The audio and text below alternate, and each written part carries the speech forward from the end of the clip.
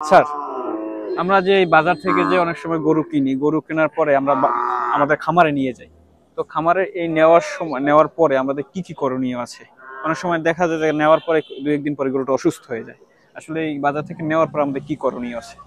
আচ্ছা, বাজার থেকে বাজারে যখন আমরা কোনো গরু কিনতে আসলাম, প্রথম আমাকে দেখতে হবে যে গরুর জাতটা কেমন, আমি কোন জাতের গরুটা কিনতে চাই এবং সে গরুটা সুস্থ আছে কিনা। সুস্থ দেখার ভাব হচ্ছে যে সে গায়ে হাত দিলে নড়বে, কান চোখ সবসময় নাড়াচাড়া করবে, খাওয়া দাওয়ার একটা রুচি থাকবে এবং ভালো ভালো দিয়ে থাকবে না, তো জ্বর টাইপের কোনো কিছু থাকবে না। এই ধরনের একটা গরু যদি আমরা পছন্দ করি, সেটা আমরা বাসায় যখন নিয়ে যাব তার আগে যানবাহন সিস্টেমটা আমাদের ভালো রাখা লাগবে। অর্থাৎ বাড়ি যদি দূরে হয় তাহলে ভালো একটা যানবাহনে যাতে ঝাঁকি না পড়ে ভালো করে বাঁধতে হবে এবং নিয়ে যাওয়ার আগে একটু পানি খাওয়ায় নিয়ে যাওয়া ভালো।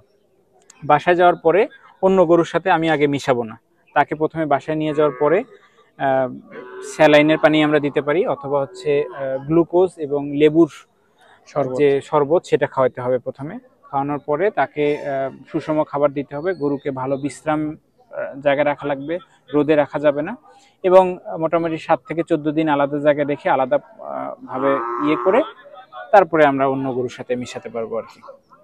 এরপরে আমাদের যখন গরু আমাদের খামারে রাখলাম, তারপরে দুইটা কাজ। একটা হচ্ছে কৃমিনাশক দিতে হবে, কারণ বাজার থেকে যে আপনি গরুটা কিনলেন সেটা কৃমি দিছে কিনা তার কিন্তু কোনো গ্যারান্টি নেই।